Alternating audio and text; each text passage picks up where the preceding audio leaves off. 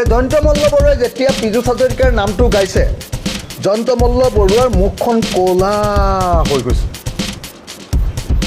তাৰমানে তেওঁ এনেকুৱা এজন বিত্তমন্ত্ৰী যিজন বিত্তমন্ত্ৰীয়ে নিজৰ বিত্ত বিভাগৰ বাজেটখনৰ যিটো ভাষণ সেই ভাষণটো নিজে নিলিখে সেই ভাষণটো হিমন্ত বিশ্ব শৰ্মাই লিখি দিয়ে আৰু তাত তেওঁ জয়ন্ত মল্ল বৰুৱাৰ প্ৰতিদ্বন্দ্বী পীযুষ হাজৰিকাৰ বিষয়ে লিখি দিয়া শব্দটো পঢ়িবলৈ কিমান কষ্ট পাইছে সেইদিনা মই নিজে লক্ষ্য কৰি আছোঁ 24 ঘণ্টাৰ ভিতৰত দিবলগীয়া টকাখিনি 38 দিনৰ পাছতো নিদিয়াৰ পাছত এনেকৈ যিবিলাকে যুক্তি দিছে তাক মই মহামূৰ্খ বুলি ক'বই লাগিব যিটো আমাৰ জুবিন দাই কৈ গৈছিলে আৰু যে ই গৰু তো এতিয়া এইটো আকৌ এবাৰ প্ৰতিপন্ন কৰিছে জয়ন্ত মল্ল বৰুৱাই যে একচুৱেলি তেওঁ বিত্তমন্ত্ৰী যদিও হ'ল তেওঁ মানুহৰ কোনো বিত্ত কেনেকৈ চলিছে সেই সম্পৰ্কে তেওঁ সামান্যতমো বুজি নাপায় 1 টকা এতিয়ালৈকে কেন্দ্ৰীয় চৰকাৰে দুৰ্যোগৰ কাৰণে নিদিলে ভিক্ষাৰ জুলুঙালৈ প্ৰথমতে যেতিয়া অসমৰ মুখ্যমন্ত্ৰীয়ে প্ৰধানমন্ত্ৰীক লগ কৰিবলৈ গ'ল প্ৰধানমন্ত্ৰীয়ে তেখেতক সাক্ষাৎ নিদিলে এইবাৰ তেওঁক সাক্ষাৎ দিলে কিন্তু প্ৰধানমন্ত্ৰীয়ে তেওঁক আলুগুটি এটা দিলে শিৱসাগৰ জিলাত যি অভূতপূৰ্ব বানপানী 19 তাৰিখে হ'ল আৰু যি বানপানীয়ে চৰাইদেউ আৰু যোৰহাট জিলাৰো ক্ষতি কৰিলে এই বানপানী যে মানৱ সৃষ্ট এক দুৰ্যোগ এই বিষয়টো আৰু ইয়াৰ বাবে চৰকাৰ প্ৰশাসনে কৰিবলগীয়া বিভিন্ন কাম কাজ সম্পৰ্কে চৰকাৰক বাধ্য কৰিবলৈ মই এখন ৰাজহুৱা স্বাৰ্থ জড়িত আপিল পাব্লিক ইণ্টাৰেষ্ট লিটিগেশ্যন গুৱাহাটী হাইকোৰ্টত আজি দাখিল কৰিছিলোঁ আৰু আদালতত মুখ্য ন্যায়াধীশে এই আবেদনখন শুনানিৰ বাবে গ্ৰহণ কৰি চৰকাৰক অহা 3 তাৰিখৰ ভিতৰত ইয়াৰ প্ৰত্যুত্তৰ দিবলৈ সময় নিৰ্ধাৰণ কৰি দিছে মুখ্য ন্যায়াধীশে লগতে বিগত 8 বছৰ ধৰি মই চৰকাৰ আৰু ন্যায়ালয়ৰ এই দিখৌ নদীৰ খননৰ ভয়াৱহতা তাৰ সম্পৰ্কে তেখেতসকলক অৱগত কৰি থকা বুলিও উল্লেখ কৰিছে মই প্ৰকৃততে 2018 চনত আৰু 2019 চনত দুবাৰকৈ দুখন এই একে কামতে পিআইএল দাখিল কৰিছিলোঁ আৰু চৰকাৰে দিখৌ নদীৰ অবৈধ খনন প্ৰতিৰোধ কৰিম বুলি আশ্বাস দিছিল কিন্তু এই আশ্বাস 19 চনৰ পৰা 22 চনলৈকে পূৰণ নোহোৱাৰ বাবে 2022 চনত পুনৰবাৰ আদালত অৱমাননাৰ গোচৰো মই দাখিল কৰিছিলোঁ আৰু ইয়াৰ উত্তৰত চৰকাৰে মোক কৈছিল যে তেখেতসকলে খনিজ টাস্ক ফ'ৰ্চ বেটেলিয়ন গঠন কৰিব আৰু বিভিন্ন ধৰণৰ মনিটৰিং কৰিব বালি আৰু শিলৰ অবৈধ অবৈজ্ঞানিক খনন যাতে ৰোধ কৰিব পাৰি তাৰ বাবেও বিভিন্ন ধৰণৰ যাৱতীয় পন্থা গ্ৰহণ কৰিব কিন্তু চৰকাৰে উজনি অসমৰ জনসাধাৰণক এই ভয়াৱহ সম্ভাৱ্য বিপদৰ পৰা সুৰক্ষা দিয়াৰ পৰিৱৰ্তে খনি মাফিয়াসকলকহে সুৰক্ষা দিলে আৰু ইয়াৰ ফলত দিনে নিশাই অবৈধ খনন চলি থাকিলে এই বিষয়টোলৈ মই জিলা আয়ুক্ত আৰক্ষী অধীক্ষক মুখ্য সচিব মাননীয় মুখ্য ন্যায়াধীশ অসম চৰকাৰৰ খনিজ সম্পদৰ মন্ত্ৰী মুখ্যমন্ত্ৰী সকলোকে অৱগত কৰিছিলোঁ কিন্তু মোৰ যি অভিযোগ এই অভিযোগৰ প্ৰতি একেবাৰে গুৰুত্ব নিদিলে মই এতিয়া যি নতুন এখন পিআইএল জনস্বাৰ্থ জড়িত আবেদন দাখিল কৰিলোঁ তাত মই দিখৌ আৰু ইয়াৰ উপনৈসমূহত সকলো ধৰণৰ অবৈধ নদীগৰ্ভ খনন তাৎক্ষণিক আৰু স্থায়ীভাৱে বন্ধ কৰাৰ বাবে দাবী জনাইছোঁ টাস্ক ফ'ৰ্চ বেটেলিয়ন গঠনকে ধৰি 19 আৰু 22 চনৰ উচ্চ ন্যায়ালয়ৰ পূৰ্বৰ নিৰ্দেশনাৱলী সম্পূৰ্ণৰূপে কাৰ্যকৰী কৰাটো বিচাৰিছোঁ এজন অৱসৰপ্ৰাপ্ত ন্যায়াধীশৰ দ্বাৰা এক উচ্চ ক্ষমতাসম্পন্ন নিৰীক্ষণ সমিতি গঠন কৰাৰ দাবী জনাইছোঁ 2026 চনৰ বানপানীত অবৈধ খনন আৰু বান্ধৰ পানী এৰি দিয়াৰ ভূমিকা সম্পৰ্কে বৈজ্ঞানিক মূল্যায়ন বিচাৰিছোঁ আৰু নামমাত্ৰ এককালীন সাহায্যৰ উপৰিও ক্ষতিগ্ৰস্তসকলক যিহেতু তেখেতসকলে জীৱন যাপনৰ সকলোখিনি সা সুবিধা এই বানৰ ফলত হেৰুৱালে তেখেতসকলৰ বাবে পূৰ্ণ ক্ষতিপূৰণ প্ৰদান কৰাটো বিচাৰিছোঁ আৰু অবৈধ খনন আৰু চৰকাৰী অৱহেলাৰ বাবে দায়ী ব্যক্তিসকলৰ বিৰুদ্ধে এজাহাৰ পঞ্জীয়ন কৰাটো বিচাৰিছোঁ আৰু ভৱিষ্যতে এনেকুৱা নহ'বলৈ এক পানী উজনিৰ উপৰাংশৰ পৰা তলৰ নিম্নাংশলৈ যেতিয়া পানী বোৱাই দিয়া হ'ব সেই ক্ষেত্ৰত এক স্পষ্ট প্ৰট'কলো বিচাৰিছোঁ আৰু ইয়াৰ লগতে চৰকাৰখনে যিহেতু বাৰে প্ৰতি জীৱন জীৱিকা ৰক্ষা কৰাত ব্যৰ্থ হৈছে চৰকাৰৰ পৰা জবাবদিহিত মই বিচাৰিছোঁ আৰু মই আশা কৰোঁ যে চৰকাৰক এই ৰাজহুৱা স্বাৰ্থজনিত আবেদনখনে তেওঁলোকে কৰা ভুলসমূহ আঙুলিয়াই দিবলৈ সত্য স্বীকাৰ কৰিবলৈ বাধ্য কৰিব আৰু ভৱিষ্যতে হ'ব নোৱাৰাকৈ SOP গঠন দিয়া হ'ব আৰু যিসকলে ক্ষতিপূৰণ পাব লাগে NDRF বা SDRFৰ যি গাইডলাইনৰ উপৰিও অতিৰিক্ত ক্ষতিপূৰণ পোৱাৰ পথ প্ৰশস্ত কৰিব। হিমাচল প্ৰদেশত 7 লাখ টকা ন্যূনতম ক্ষতিপূৰণ দিয়া হৈছিল, অসমৰ ক্ষেত্ৰত সেয়া 10 লাখ বা তাতকৈ অধিক হ'ব লাগে। এই কথা মই আশা কৰোঁ যেতিয়া আমাৰ আদালতত এইবিলাক শুনানি হ'ব সেইখিনি সময়ত আমি উত্থাপন কৰিম আৰু চৰকাৰে ইয়াৰ যথাযোগ্যতা গ্ৰহণ কৰিবলৈ বাধ্য হ'ব। বানপীড়িতসকলৰ নাম এজন মানুহৰ নাম দুবাৰ যে সোমাইছে 4,400 কিমানজন বুলি কৈছে। এইটোৰ ভুল যদি চাবলৈ যায় তেতিয়াহ'লে এইটো বিত্ত বিভাগৰ ভুল। কাৰণ আমি সকলোৱে জানো যে বানপীড়িত মানুহে যদি কাৰোবাৰ নাম আপুনি মই ধৰক ছাপোজ দুজন মানুহৰ সন্মুখত দিলোঁ, DCৰ ওচৰতো দিলোঁ, SDCৰ ওচৰতো দিলোঁ। SDCও মোৰ নামটো ভৰাই দিলে, DCও মোৰ নামটো ভৰাই দিলে, দুবাৰ ভৰাই দিলে।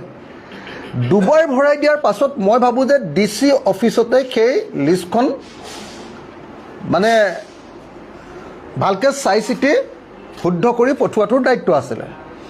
নহ'লে তাৰ পাছত আপোনালোকে জানে যে হিমন্ত বিশ্ব শৰ্মা চৰকাৰ বিখ্যাত এটা কথাতে, সেইটো হ'ল DBT, ডাইৰেক্ট বেনিফিট ট্ৰেন্সফাৰ। পইচা ভৰোৱাতে তেওঁ একমাত্ৰ সক্ষমতা আছে। যদি BJP চৰকাৰখনক আপোনালোকে যদি ছিংগুল এটা যদি শব্দত মোক সোধে যে এই চৰকাৰখন কিহত হ'ব, মই ক'ম যে BJP চৰকাৰখন এনেকৈ একাউণ্টত পইচা ভৰাই দিয়াত সফল। কিন্তু এবাৰ দেখা গ'ল যে বানপীড়িত মাত্ৰ 2 লাখমান মানুহৰ ভিতৰত 2 লাখ মানুহৰ নামো যে তেওঁলোকে শুদ্ধকৈ ভৰাব নোৱাৰে, এজন মানুহৰ নাম যে দুবাৰ সোমায়, তাৰ পাছতো গম নাপায় আধাৰ কাৰ্ডখন সিহঁতি চাই নলয়, একাউণ্ট নাম্বাৰটো সিহঁতি চাই নলয়। আপুনি বেলেগটো কৰিবই নালাগে ন। এজন মানুহৰ যদি দুটা নাম সোমায়, চব মানুহকে বেংক একাউণ্টৰ নাম্বাৰটো বিচাৰোঁতে আধাৰ নাম্বাৰটো বিচাৰে, বা DBT কৰিয়ে থাকে সেই মানুহবিলাকৰ নাম এনেও আধাৰ নাম্বাৰত আছেই। এবাৰ চেক কৰি দিলে গোটেই কথাটো ওলাই যায়। অথচ বিত্ত বিভাগ, দুৰ্যোগ প্ৰশমন বিভাগ, এই দুয়োটা ডিপাৰ্টমেণ্টে কি কৰিলে, ইচ্ছাকৃতভাৱে কেলেংকাৰী কৰিবৰ কাৰণে, পইচা খাবৰ কাৰণে কি কৰিলে, কিছুমান মানুহৰ নাম দুবাৰ ভৰাই দিলে। আৰু যেতিয়া ধৰা পৰিলত সেইটো অজুহাত লৈ তেওঁলোকে আমাক দিবলগীয়া কামবিলাক নিদিলে, সোনকালে দিবলগীয়া পইচাবিলাক নিদিলে। তৎকালীন বা জৰুৰীকালীন সহায় বুলি যেতিয়া কয়, তৎকালীন সহায়, জৰুৰীকালীন সহায়, আমি তেতিয়াহ'লে কি বুজোঁ যে লগে লগে আহি পাই যোৱা। তৎকালীন সাহায্য দিছে চৰকাৰে আৰু তাকো দিছে 15,000 মাত্ৰ। সেইটো আজি কিমান দিন? আজি 38 দিন। যিটো 24 ঘণ্টাৰ ভিতৰত হ'ব লাগে বানপীড়িত মানুহৰ ক্ষেত্ৰত, যিটো 36 ঘণ্টাৰ ভিতৰত হ'ব লাগে মানুহৰ ক্ষেত্ৰত, যিটো 48 ঘণ্টাৰ ভিতৰত হ'ব লাগে এমাৰ্জেঞ্চি ৰিলিফ ফাণ্ড, সেইটো 38 দিনৰ পাছতো তেওঁলোকে সম্পূৰ্ণ কৰিব পৰা নাই। তাৰ অৰ্থটো কি বুজিব লাগিব? হয় অসম চৰকাৰখনৰ হাতত ধন নাই, নহ'লে এখন এনেকুৱা নিষ্কম্মা চৰকাৰ যে তেওঁলোকে 2 লাখ মানুহকো শুদ্ধভাৱে পইচা দিব নোৱাৰে। গতিকে মই ভাবোঁ যে এইটো আন যোনে যি নকওক লাগিলে, এইটো disaster management department, Keshab Mahanta ডাঙৰীয়া আৰু বিত্তমন্ত্ৰী, নামটোহে বিত্তমন্ত্ৰী আৰু ষ্টাম্পটোহে অকল, আপোনালোকে জানেই জয়ন্তমল্ল বৰুৱাৰ নামটোহে অকল বিত্তমন্ত্ৰী, এনে ষ্টাম্পটো। বিত্ত বিভাগটোত তেওঁ আনকি অফিচাৰবিলাকৰ সন্মুখত এটা শব্দও ক'বলৈ নাপায়। যি কয় সদায় চিফ মিনিষ্টাৰে কয়, যি আঁচনি লয় চিফ মিনিষ্টাৰে লয়, যি বাজেট বনায় চিফ মিনিষ্টাৰে বনায়, এইবাৰ আনকি মোৰ বিৰাট হাঁহি উঠি আছিলে। আপোনালোকে সকলোৱে জানে যে জয়ন্ত মল্ল আৰু পীযুষ হাজৰিকাৰ মাজত ঘোৰতৰ কাজিয়া। কিন্তু এইবাৰ জয়ন্ত মল্ল বৰুৱাক প্ৰশংসা কৰা কেইবাটাও বাক্য মুখ্যমন্ত্ৰীয়ে বাজেটখনত ভুমুৱাই দিলে। যেতিয়া কি কয় পীযুষ হাজৰিকাক প্ৰশংসা কৰা, পীযুষ হাজৰিকা মন্ত্ৰী পীযুষ হাজৰিকাক প্ৰশংসা কৰা কেইবাটাও বাক্য আৰু সেই ডিপাৰ্টমেণ্টৰ কাৰণে পইচা দিম বুলি কেৱল এটা ডিপাৰ্টমেণ্ট, সেইটো হ'ল আপোনাৰ ইৰিগেশ্যন ডিপাৰ্টমেণ্টৰ কাৰণে পইচা দিম বুলি যেতিয়া সোমোৱাই দিলে, তেতিয়া মই নিজে চাই আছোঁ যে জয়ন্ত মল্ল বৰুৱাই যেতিয়া পীযুষ হাজৰিকাৰ নামটো গাইছে, জয়ন্ত মল্ল বৰুৱাৰ মুখখন ক'লা হৈ গৈছে। তাৰমানে তেওঁ এনেকুৱা এজন বিত্তমন্ত্ৰী, যিজন বিত্তমন্ত্ৰীয়ে নিজৰ বিত্ত বিভাগৰ বাজেটখনৰ যিটো ভাষণ, সেই ভাষণটো নিজে নিলিখে, সেই ভাষণটো হিমন্ত বিশ্ব শৰ্মাই লিখি দিয়ে।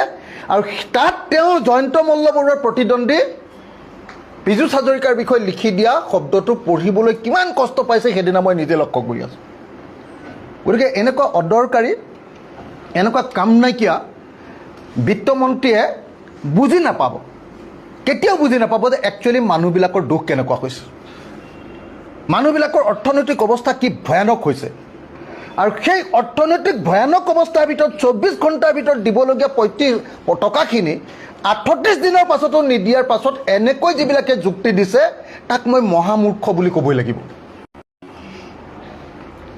যিটো আমাৰ জুবিন দাই কৈ গৈছিলে আৰু যে ই গৰু, তো এতিয়া এইটো আকৌ এবাৰ প্ৰতিপন্ন কৰিছে জয়ন্ত মল্ল বৰুৱাই যে একচুৱেলি তেওঁ বিত্তমন্ত্ৰী যদিও হ'ল, তেওঁ মানুহৰ কোনো বিত্ত কেনেকৈ চলিছে সেই সম্পৰ্কে তেওঁ সামান্যতমো বুজি নাপায়। আৰু সেইকাৰণে তেওঁ 24 ঘণ্টা ভিতৰত দিবলগীয়া যিটো জৰুৰীকালীন পুঁজি, সেইটো 38 দিনৰ পিছত দিয়াৰ পাছতো তেওঁ চৰকাৰৰ সৈতে মানে ওকালতি কৰিছে। তেওঁ যিবিলাক কৰ্মচাৰীয়ে সেই কামটোত বিফল হৈছে, তেওঁলোকৰ ওপৰত কোনো বক্তব্য দাঙি ধৰিব পৰা নাই। মুহূৰ্তত দুটা কথা ক'ব খোজোঁ। এক, অসমৰ মুখ্যমন্ত্ৰীয়ে প্ৰলয় পীড়িত অসমীয়াক এৰি প্ৰলয় পীড়িত অসমীয়া মানুহক টকা 15,000 নিদি 10 দিন ধৰি বেডমিণ্টন খেল চাই থকাটো এইটো দৃষ্টিকটু হৈছে। আৰু মুখ্যমন্ত্ৰীয়ে তাক লুকুৱাবৰ কাৰণে এবাৰ প্ৰধানমন্ত্ৰী, এবাৰ গৃহমন্ত্ৰী, এবাৰ আল্টু ফাল্টু যিমান মন্ত্ৰী আছে চববিলাকৰ লগত যিবিলাক ফটো দেখুৱাই আছে, এইবিলাক যে কেৱল আৰু কেৱল অসমীয়া মানুহক আভুৱা মাৰিবৰ কাৰণে কৰিছে, সেইটো প্ৰমাণিত হৈছে। আৰু আটাইতকৈ ইণ্টাৰেষ্টিং কথা, মই আপোনালোকক সংবাদ মাধ্যমকো সমালোচনা কৰোঁ। আপোনালোকৰ কিছুমান সংবাদ মাধ্যমে কৈ দিলে যে বানপীড়িত মানুহৰ কাৰণে ভাৰত চৰকাৰে 5,000 কোটি টকা দিলে। মোক আপোনালোকে 5,000 কোটি টকাটো দেখুৱাওকচোন। সেইটো নিয়মীয়া আমাৰ প্ৰত্যেক বছৰে PMAYৰ অধীনত ঘৰ বনাবলৈ অহা টকাটো ৰিলিজ কৰি দিছে। প্ৰধানমন্ত্ৰী আৱাস যোজনাৰ ঘৰ বনাবলৈ যিটো পইচা আহে, প্ৰত্যেক বছৰে 4 লাখ 5 লাখ মানুহৰ কাৰণে ঘৰ বনাবলৈ আহেনে নাই, সেই পইচাটো এৰি দিছে। আৰু এৰি দিয়াটোক দুৰ্ভাগ্যজনকভাৱে অসমৰ মুখ্যমন্ত্ৰীয়ে প্ৰধানমন্ত্ৰীক সাক্ষাৎ কৰি এটকাও নাপায়। প্ৰধানমন্ত্ৰী, গৃহমন্ত্ৰী চবৰ ওচৰত ভিক্ষাৰ জুলুঙাটো লৈ যোৱাৰ পাছতো 1 টকাও নাপায়, উপায় নাপায়। PMAY ঘৰকেইটাকে 5,000 কোটি টকা দিলে বুলি অপপ্ৰচাৰ চলাইছে। মই আপোনালোকক স্পষ্ট ভাষাৰে ক'ব খুজিছোঁ যে এতিয়ালৈকে কেন্দ্ৰীয় চৰকাৰে আমাক 1 টকাও দিয়া নাই।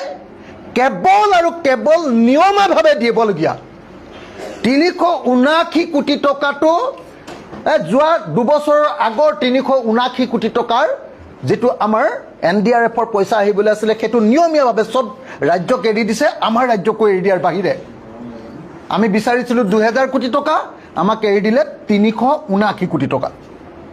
তাৰ বাহিৰে 1 টকা এতিয়ালৈকে কেন্দ্ৰীয় চৰকাৰে দুৰ্যোগৰ কাৰণে নিদিলে।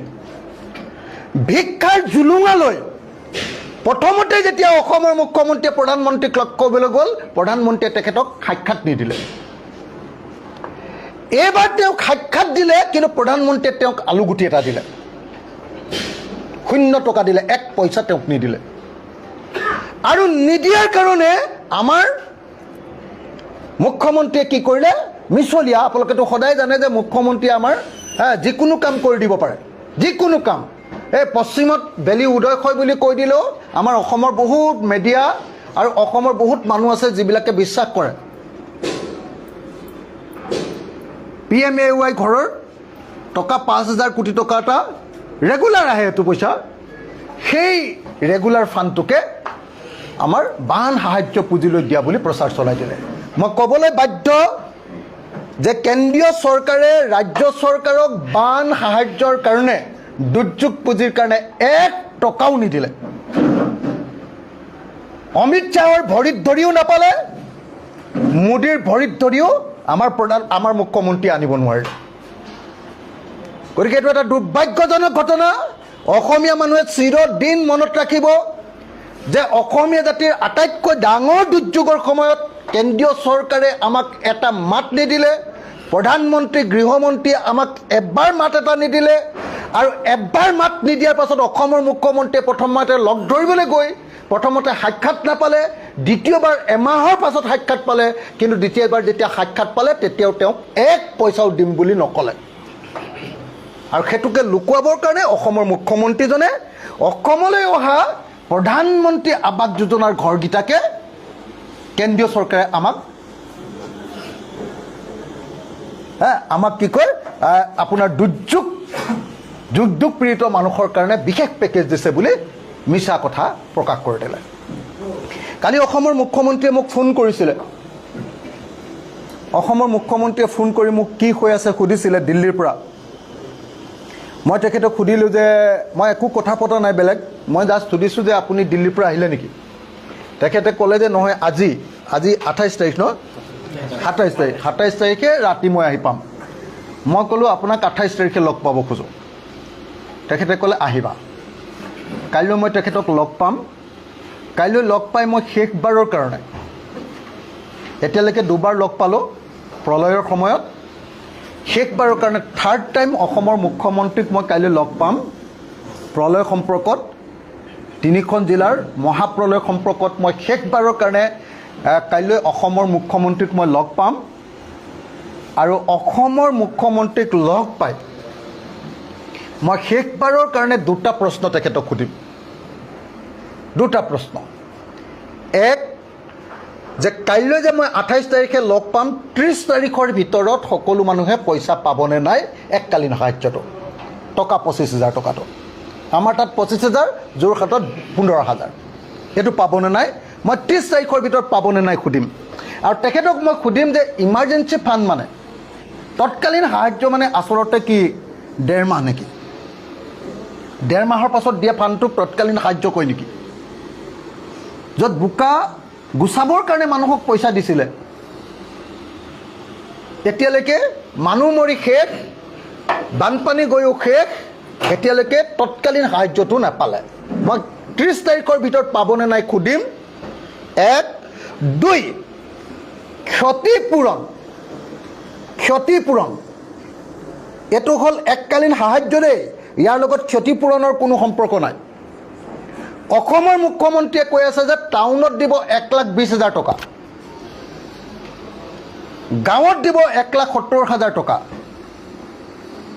আৰু তাতকৈ ওপৰত গ'লে মানে চব বস্তু দেখুৱাব পাৰিলে, ফিচাৰী ধেই আৰু বাহিৰৰ বস্তু চববিলাক বস্তু দেখুৱাব পাৰিলে 3,85,000 টকালৈকে যাব বুলি কৈছে। গাড়ী ঘোঁৰা যত যি আছে চববিলাক দেখুৱাব পাৰিলে 3 লাখ। গাড়ী ঘোঁৰাটো বেলেগ, গাড়ী ঘোঁৰাটোতো পইচাই নাপায়। সেইকাৰণে মই 3টা প্ৰশ্ন, 2টা নহয় 3টা। 2 নম্বৰ প্ৰশ্নটো মই সুধিম যে একচুৱেলি 10 লাখ টকা ক্ষতিপূৰণ দিবলৈ ব্যৱস্থা ল'ব নে নলয়, এইটো ছেকেণ্ড।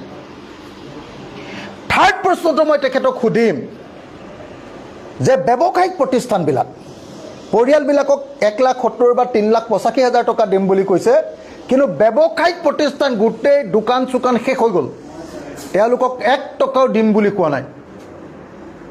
লগত আমাৰ গাড়ীবিলাক পোত খাই গ'ল। মোৰ নিজৰ গাড়ীখন ছেকেণ্ড হেণ্ড গাড়ী কিনিছিলোঁ, এবাৰ পানীত সোমাই ইঞ্জিনটো লক হৈ গ'ল। যোৰহাটত মই গেৰেজত দিলোঁ, বিল আহিছে 7,25,000, 7,25,000। এখন ছেকেণ্ড হেণ্ড গাড়ীত যদি 7,25,000 বিল আহে, তাৰপিছত আৰু সেইখন গাড়ী আপুনি কোনোবাই চলাব পাৰিব নেকি কওক? সেই 7,25,000 ভিতৰত আকৌ ইঞ্চুৰেঞ্চে দিব খুজিছে 4,50,000 নে কিমান। তেতিয়াহ'লেও মই 3 লাখ মান টকা নিজে পে' কৰিব লাগিব। হা, সেইটোৱে ইঞ্চুৰেঞ্চ হ'ল নেকি? তাৰমানে তেনেকুৱা আমাৰ শিৱসাগৰতে কমেও 50,000খন গাড়ী, 2 লাখখন মটৰ চাইকেল এনেকৈ বোকাত সোমাইছে শিৱসাগৰ, সোণাৰী আৰু যোৰহাটত। 50,000খনমান গাড়ী চাগে এনেকৈ বোকাত সোমাইছে। আৰু মটৰ চাইকেল স্কুটি মিলাই 2 লাখ মান হৈ যাব যেন মোৰ লাগে। তো সেই মানুহবিলাকৰ কি হ'ব? ব্যৱসায়ীবিলাকক আৰু গাড়ীৰ মালিকবিলাকক, স্কুটিৰ মালিকবিলাকক, মটৰ চাইকেলৰ মালিকবিলাকক প্ৰকৃত অৰ্থত চৰকাৰে কিবা ক্ষতিপূৰণ দিব নে নিদিয়ে? আৰু আপোনালোকে জানি আচৰিত হ'ব, এটা ফিচাৰীত কিমান টকা দিব জানে? যদি 1 বিঘা মাছৰ যদি আপোনাৰ এটা ফিচাৰী আছে, 1 বিঘা মাটিৰ যদি এটা ফিচাৰী আছে, তেতিয়াহ'লে দিব 1,333 টকা। আপোনাৰ যদি মাছ গৈছে 1 বিঘা ফিচাৰীৰ পৰা, তেতিয়াহ'লে দিব 1,333 টকা, তাৰমানে 1,333 টকা। 1,333 টকাত কেই কেজি মাছ পাব? 1,333 টকাত 4 কেজি মাছ পাব। পোনা মাছটো নাপাব, হয়নে? আপোনাৰতো ফিচাৰী আছেই, পোনা মাছটো নাপাবই, 4 কেজিও নাপাব, 3 কেজি বা 2 কেজি পাব, হয়নে? এই 3 কেজি মাছ পুহি 1 বিঘা পুখুৰীত ক'ৰবাত, মানে ডাঙৰ মাছবিলাকতো গ'লেই, তাত 1 লাখ টকা পালোহেঁতেন 1 বিঘা ফিচাৰীত। তাত যদি 1,333 টকা দিয়ে, তেতিয়াহ'লে আপুনি কওকচোন, এইটোক মই কি বুলি ক'ম? এটা ফিচাৰীত যদি এবিঘা মাটিত 1,333 টকা দিয়ে, চৰকাৰী হিচাপ 1,333 টকা, এতিয়া মানুহবোৰে ছুইচাইড কৰাৰ বাহিৰে কি ৰাস্তা আছে কওক? যাৰ 10 বিঘা ফিচাৰী আছে, তেওঁ পাব 13,000 টকা। 10 বিঘা ফিচাৰী মানে আমাৰ গাঁৱৰ ধনী মানুহ। হা, 10 বিঘা ফিচাৰী থকা মানুহটো আমাৰ গাঁৱৰ ধনী মানুহ, আটাইতকৈ ধনী মানুহটো 10 বিঘা ফিচাৰী থকা মানুহটো। সেই মানুহটোৱে কিমান পাব? 13,000 টকা। এইটোৱে হ'ল হিমন্ত বিশ্ব শৰ্মাৰ মানুহৰ প্ৰতি মনোভাৱ। সেইকাৰণে মই আপোনালোকক স্পষ্টকৈ কৈছোঁ, কাইলৈ সিদ্ধান্ত হ'ব মুখ্যমন্ত্ৰীক সাক্ষাৎ কৰাৰ পাছত। যদি মুখ্যমন্ত্ৰীয়ে সঁচাকৈ সমস্যাটোৰ জেনুইন সমাধান কৰি দিব খোজে, তেতিয়াহ'লে চৰকাৰৰ বিৰুদ্ধে আমাৰ ক'বলগীয়া নাই। কিন্তু এই 3টা প্ৰশ্নৰ যদি জেনুইন সমাধান নহয়, 1, 30 তাৰিখৰ ভিতৰত 25,000 প্ৰত্যেকটো পৰিয়ালক তৎকালীন সাহায্য প্ৰদান কৰা। 2, 10 লাখকৈ প্ৰত্যেকটো পৰিয়াল আৰু দোকানীবিলাকক সাহায্য প্ৰদান কৰা, কি কয় কম্পেনচেশ্যন, ক্ষতিপূৰণ দিয়া। আৰু 3, গাড়ী ঘোঁৰা, মটৰ চাইকেল আদিৰ যিবিলাক আমাৰ সম্পদ আছিলে, এই সম্পদবিলাকৰ ক্ষতিপূৰণ। হা, যিহেতু আপোনালোকে জানে যে হেৰিয়াত মানে গেছ চিলিণ্ডাৰ এটাৰ ক্ষতিপূৰণ দিয়াৰ ছিষ্টেম নাই, আলমাৰী এটাৰ ক্ষতিপূৰণ দিয়াৰ ছিষ্টেম নাই, কি কয় আপোনাৰ কি কয় এইটো গডৰেজ এটাৰ দিয়াৰ ছিষ্টেম নাই, ফ্ৰিজ এটা দিয়াৰ ছিষ্টেম নাই, নায়েই, ছিষ্টেমটোতে নাই। গতিকে আমি কৈছিলোঁ একেলগতে 10 লাখ টকা এটা দি দিয়ক, মোটামুটি পৰিয়াল এটা যেনে তেনে আকৌ থিয় হ'ব পাৰিব। নহ'লে কিন্তু 25 বছৰ 30 বছৰ পিছুৱাই যাব। আৰু অসমৰ আটাইতকৈ খিলঞ্জীয়া মানুহ, আটাইতকৈ ধনী মানুহ, আটাইতকৈ সফল মানুহ, আটাইতকৈ মানে অসমীয়াৰ আটাইতকৈ খিলঞ্জীয়া অংশটো আমাৰ অংশতে আছে আৰু কৈতো লাভ নাই। শিৱসাগৰ ডিষ্ট্ৰিক্টে, অবিভক্ত শিৱসাগৰ জিলাতে হৈছে। গতিকে মই আপোনালোকক কৈ দিলোঁ যে কাইলৈ মুখ্যমন্ত্ৰীৰ লগত আলোচনা হ'ব। কেইটা বজাত মাতে মই নাজানো, কাইলৈ দিনত মই ফোন কৰিম। কাইলৈ দিনত ফোন কৰাৰ পাছত মোৰ দিনটোত কিবা কোৰ্টৰ কেছ আছে, নিশ্চয় গধূলি সময়তেই সাক্ষাৎ হ'ব। আৰু কাইলৈ যদি এই 3টাৰ প্ৰশ্নৰ উত্তৰ নাপাওঁ, তেতিয়াহ'লে ছেপ্টেম্বৰ মাহত মোক আকৌ পুৰণি অখিল গগৈটোৰ ৰূপে দেখিবলৈ পাব। মই আৰু MLA চেমেলে কৈ নাথাকোঁ, আৰু MLA চেমেলেৰ নিচিনা তাৰমানে মানে ভদ্ৰ গব্য একো নকয়, অকল বিধানসভাতে মাত মাতে, এইটো নহয়। আৰু মই আগৰ ৰূপটো ল'ম। কোনে ভাল পায়, কোনে বেয়া পায়, কোনে হেৰি কৰে নাজানো, প্ৰচণ্ড আন্দোলন গঢ়ি তোলা হ'ব। এনেকৈ অসমৰ খিলঞ্জীয়া ভূমিপুত্ৰ মানুহবিলাকক দুৰ্যোগৰ সময়ত দিল্লী আৰু দিছপুৰে কৰা অন্যায়ৰ বিৰুদ্ধে গুৱাহাটীত প্ৰবল প্ৰতিবাদ হ'ব আৰু এই প্ৰতিবাদ অসমৰ ইতিহাসৰ আটাইতকৈ শক্তিশালী প্ৰতিবাদ ৰূপে পৰিগণিত হ'ব।